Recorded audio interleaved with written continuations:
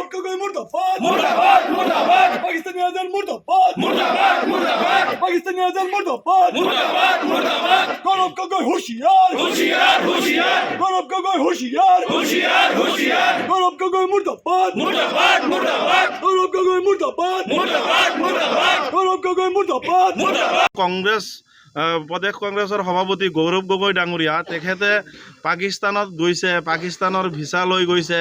তেখেতে এজন MP হয়, তেখেতে কাৰ পাৰ্মিশ্যন লৈ গৈছে, কাৰো পাৰ্মিশ্যন নোলোৱাকৈ নিজা হেৰিত পাকিস্তান গৈছে। এদিনৰ কথা কৈ তেখেতে 10 দিন পাকিস্তানত থাকিছে। পাকিস্তানত তেওঁ কাক লগ কৰিছে, কি কৰিছে তেখেতে নিজে এতিয়া গিলি আজি স্বীকাৰ কৰা নাই ৰাইজৰ আগত। অসমৰ ৰাইজে বিচাৰিছে তেখেতে নিজে মুখে স্বীকাৰ কৰিব লাগে তেওঁ কাক লগ ধৰিছে।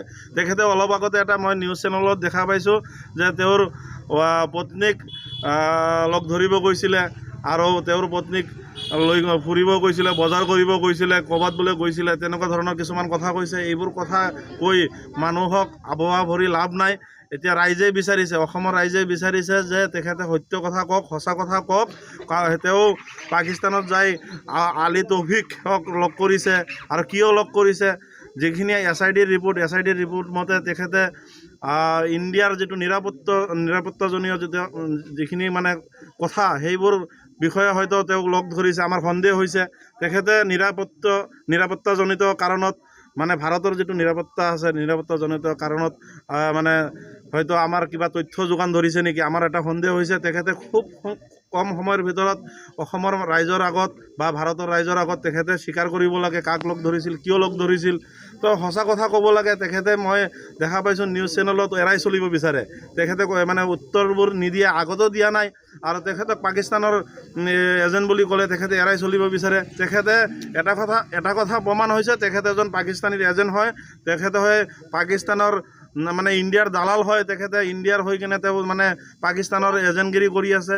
তো তেখেতক অনতি পলমে তেখেতক গ্ৰেপ্তাৰ কৰিব লাগে। SID ৰিপৰ্টৰ যিটো প্ৰতিবেদন আছে, প্ৰতিবেদনত তেখেতক মানে গ্ৰেপ্তাৰ কৰিব লাগে। তেখেতৰ কাম কৰ্ম যিটো অসমৰ ৰাইজে দেখা পাইছে, ভাৰতবৰ্ষৰ ৰাইজে দেখা পাইছে, ভাৰতৰ তথা অসমৰ যিটো এটা ব্যৱস্থা আছে প্ৰশাসনিক ব্যৱস্থা, এই প্ৰশাসনিক ব্যৱস্থাৰ জৰিয়তেও ইনভেষ্টিগেশ্যন চলিছে।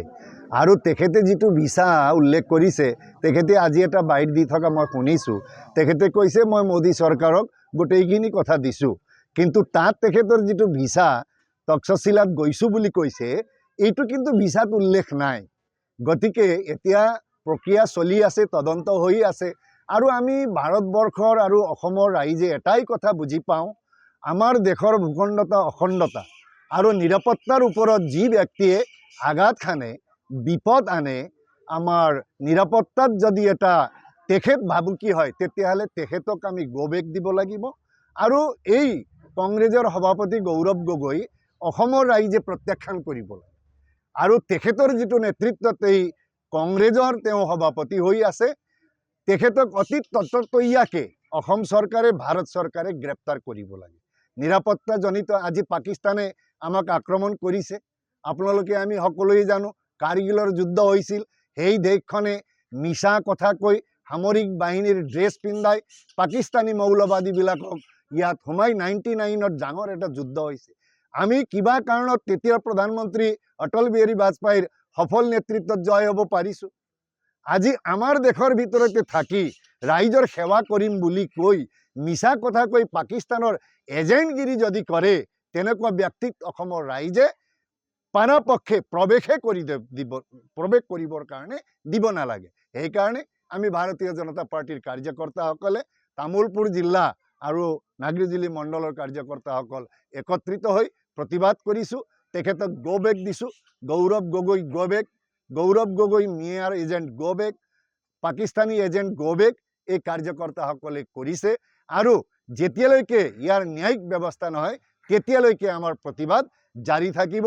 আমি কোনো বেলেগ এটা শত্ৰু দেশৰ লগত এজেণ্টগিৰি কৰা ব্যক্তিসকলক আমি সমৰ্থন কৰিব নোৱাৰোঁ। আমি প্ৰতিবাদ কৰিম, গ'বেক দিম আৰু পাকিস্তানী এজেণ্ট আমাৰ এই কংগ্ৰেছৰ সভাপতি গৌৰৱ গগৈ অসমৰ ৰাইজে প্ৰত্যাখ্যান কৰিব লাগে, গ'বেক দিব লাগে।